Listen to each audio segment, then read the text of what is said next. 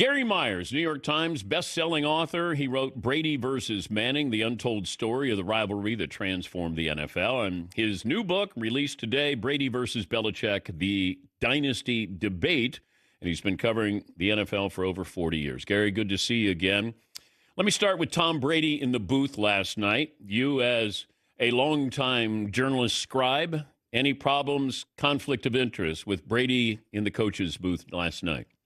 Oh, how can we think it's a conflict of interest? Because he's working on a network that covers the Raiders, the Bears, the Cowboys, whatever, and then he's sitting in the booth.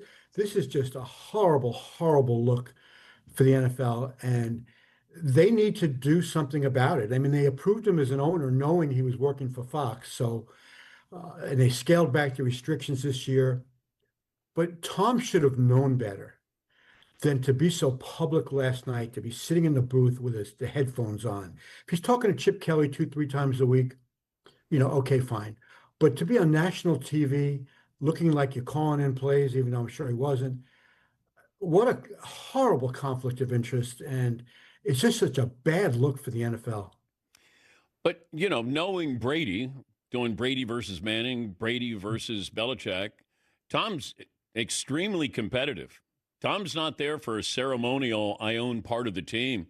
Tom would love nothing better than to be on that podium hosting a Lombardi trophy as an owner.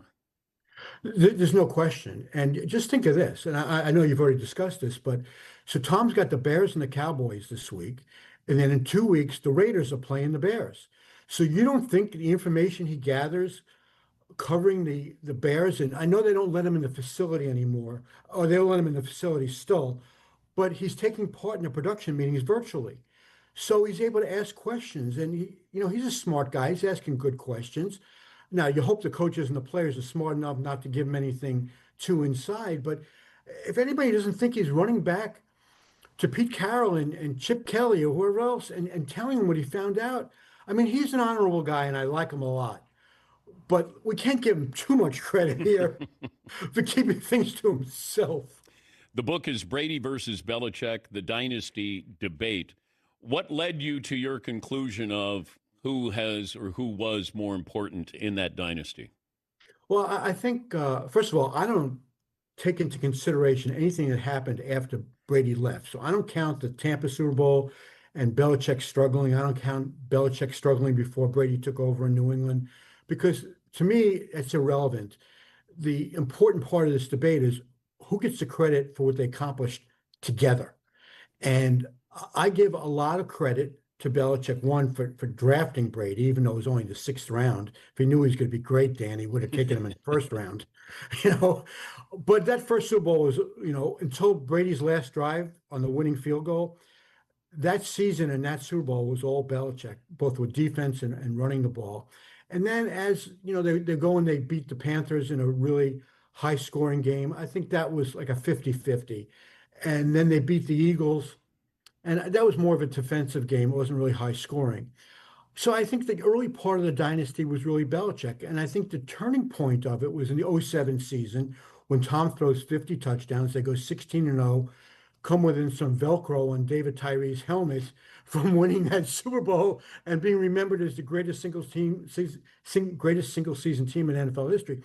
I think that's when we realized, not only is Brady better than Peyton Manning, but he's closing in on Joe Montana. At that point, I still wouldn't have said he was better than Joe. When he won the 4th Super Bowl and they were 10 years apart between the 3rd and 4th, that's when I think the second half of the dynasty, I think, was almost entirely Brady. But because Belichick was so influential in the first half, it doesn't even it out, but it makes the gap a little less. But players have told me they wanted to play with Brady. They didn't want to go play for Belichick, but they wanted to play with Brady because Brady was going to take them to the playoffs. You get extra paychecks, and you may win a Super Bowl. 3 players who played for them said that they went there because Tom was the quarterback there. I don't know how much that tips the scales here, but they were going because they knew they had the best quarterback in the game.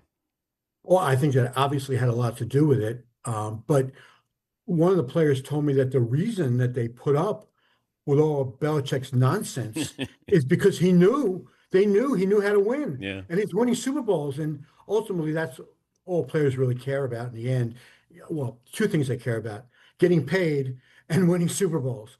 And if you win Super Bowls, you're going to get paid, not necessarily by the Patriots, but become more attractive as a free agent. Because the Super Bowl champions always get picked apart in free agency. So Belichick was good for their bank accounts, even though if they didn't necessarily like to play for him. You also look at the relationship between Brady and Joe Montana, Hmm. and I didn't know that it was fractured, or I didn't. Let you put it into your words of where is that, or where was that relationship? Because I think you allude to it. It's better now, but there Yeah. was a time when it wasn't good. Yeah, I mean, what happened, Joe still lives in the Bay Area. Tom is from San Mateo, which isn't far from where Joe lives. Joe and then Steve Young were Tom's heroes growing up. They had a mutual friend who worked for the Golden State Warriors who called um, Montana after Tom won his first Super Bowl and said, "Hey, Tom loves you. Can you have lunch with him?" So they had lunch at Joe's house. And Joe thought this would be a nice situation. He wasn't looking to be Tom's mentor, but he thought it was going to be a nice relationship where, he knew that Tom looked up to him. Well, Joe told me that in the succeeding years, the only time he heard from Brady was when Tom broke one of Joe's records and said, got another one of your records. And Joe said he could have dealt with that if at the same time Tom was texting him every now and then, say, "Hey Joe, how you doing? I'm going to be in town. Let's get together." That kind of stuff. But that didn't happen. And Joe, I don't know how well you know Joe, Dan, but he's a great guy. He's really humble. Yeah. For all his accomplishments, he's really a humble guy. He never cared about stats. He just cared about winning and was curious why Brady was so hung up on breaking his records. Um, I think they smooth things out a little bit at some of these, 100-year anniversary celebrations that the NFL had, and when they had all the MVPs together, they talked a little bit.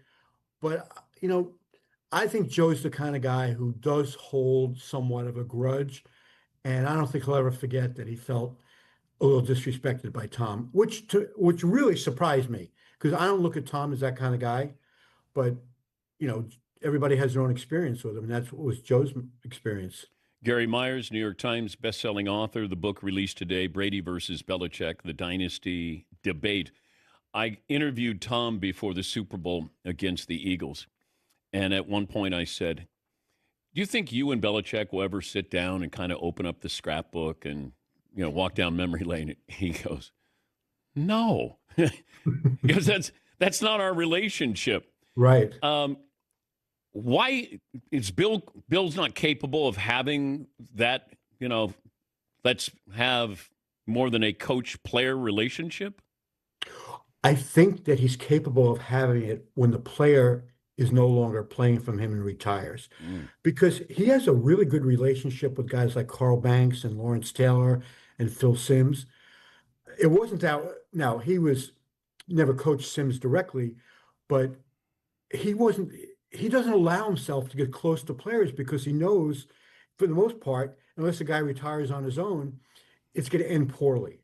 So he doesn't want to develop that real close personal relationship. Now, I think his relationship with Brady is better today than it ever has been, even during his playing career or the 5 years or so that they were separated. But I think today they've come to appreciate what they meant to each other. But I know when I did the Brady Manning book, I said to Tom, it was kind of the same question you asked him. I said, "You're sitting there on Tuesday night at 10 o'clock, you're going over the game plan, which they did every Tuesday night." I said, "Do you ever say, hey, we've been great for each other?" And at that point, they had won 3 Super Bowls. Do you ever reminisce a little, this is amazing what we're doing and it's not over yet? Or do you ever say, "Hey, there's not much to do in Foxborough, but I know a good place up the road we can get a pizza and share a pitcher of beer"? Do you ever do that? He goes, "Never came up in conversation." And now I don't know what's happened in the last couple of years since they're both away from New England, but I know from the time while Brady was still in New England and Tom was in Tampa and then left Tampa, that that never occurred. And I think Tom's father is much more outspoken than Tom is himself about what the relationship is and how he felt, his son was disrespected all those years in New England by Belichick. Yeah, it's just a weird dynamic. But whenever anybody asked me about it, I always sided with Brady because he had to go out and do it. And Hmm. and Bill was a defensive minded head coach. So how much he was involved in the offense, I mean, that was Tom.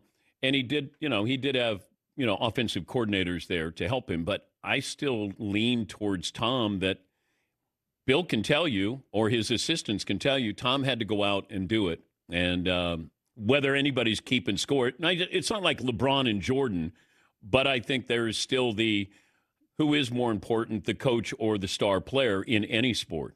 No, I agree with you. But as far as the offensive input that Belichick had, remember in 2001, Dick Rabine, who was the Patriots quarterback coach, and he was the one who was most responsible for Belichick drafting Brady. He wanted to take him in the third or fourth round. Well, Dick Rabine passed away right at the beginning of training camp in '01, and Belichick did not hire another quarterback coach. Charlie Weiss was the offensive coordinator, but Rabine is the one who worked most closely Hmm. with Brady. Belichick became the de facto quarterback coach. He sat in on a lot of meetings with Brady and Weiss. He had a lot of meetings by himself with Brady. And what he would do would give Brady the perspective as a defensive coach and how to attack a defense.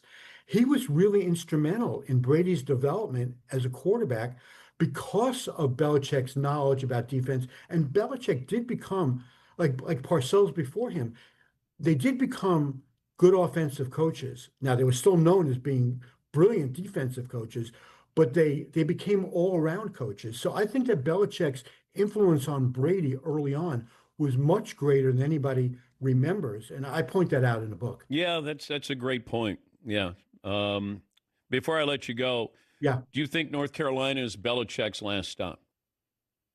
yes, I don't think he'll get hired in the NFL again. Um, I was surprised he didn't get hired in the first hiring cycle after he was fired in New England. We know it came close in Atlanta, and whether Kraft put the kibosh on that, I don't know Now, for how would sure. he have done that, Gary?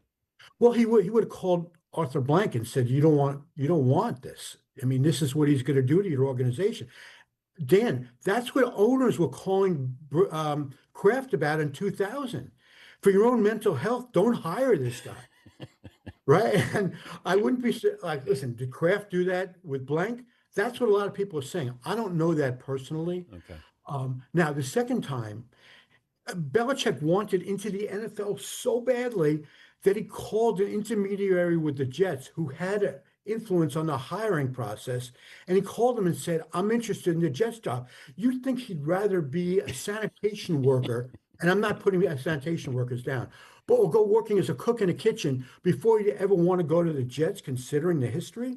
But he said, "I want that job." And after the guy finished laughing, he said, "They're not going to hire you."